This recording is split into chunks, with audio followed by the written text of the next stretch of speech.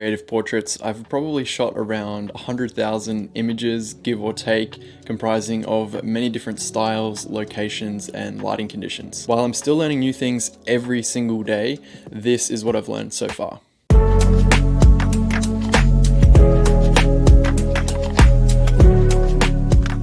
Different is better than good. And what I mean by good is that the photo adheres, for the most part, to all of those hard and fast rules of photography. Things like rule of thirds, having even lighting, using the correct portrait focal length, not shooting at too high or too low of an angle to create perspective distortion, things like that. To give you a demonstration, here's one of the first portraits that I ever shot. It follows all of those technical rules, definitely, and it is a good image, but it doesn't mean that it's going to stand out in a sea of other photos that look exactly the same. And that's what I mean when I say different is better than good. Even something as small as using an element in the background of your image to frame your subject can add something just a little bit more interesting to your frame. When I began experimenting with shooting from completely different angles, creating focus and shape with lighting, and framing in a way that's a little bit more unconventional, my photos became way more interesting to look at. A photo that breaks a pattern can cause people to linger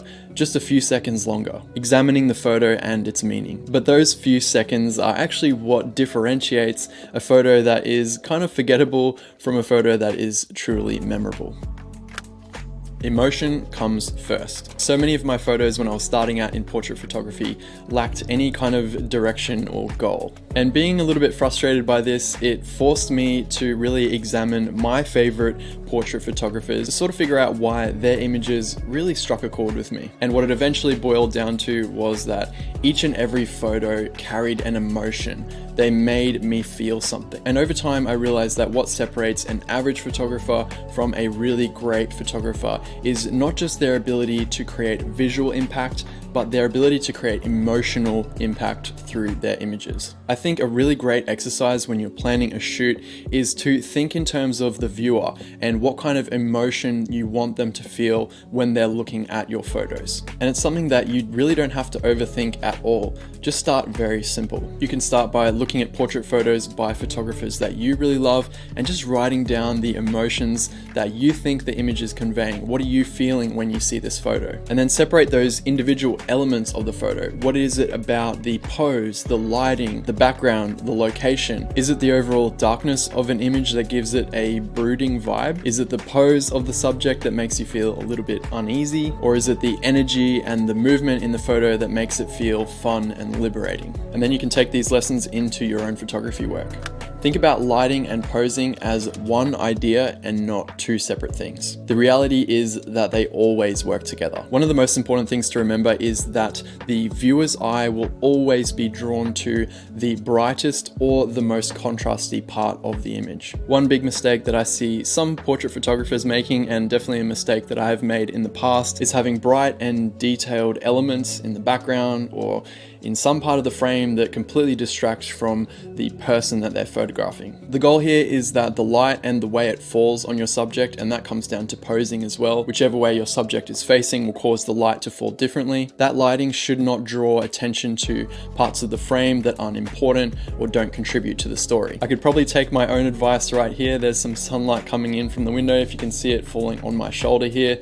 This is kind of distracting. It's very bright and it takes away from the main focus, which should be my face here. But I'm filming in a hotel room, so there's not much I can really do about it right now. Think about your photograph as a dance between the light and the pose. As a side note, soft lighting will give you much more freedom when it comes to posing, as there's less contrast overall, so difference between light and shade.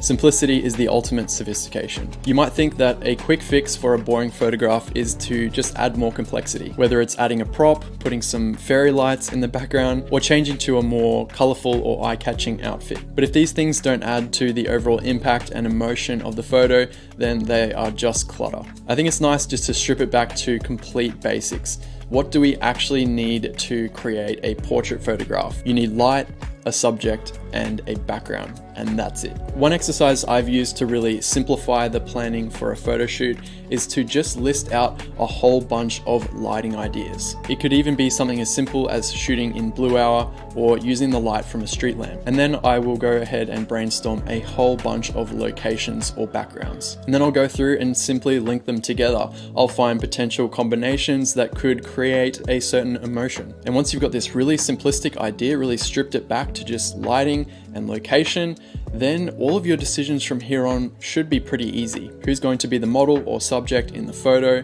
What kind of outfit should they wear? What expression is going to be on their face? What kind of pose will they be doing? All of these decisions should line up with the mood that you created through that lighting location combo. Remember to start with a very basic idea, and you can add some complexity to it, but only if it adds to the overall meaning of the photo. Trust your gut and keep it simple. If you need to add things, you can add things, but my suggestion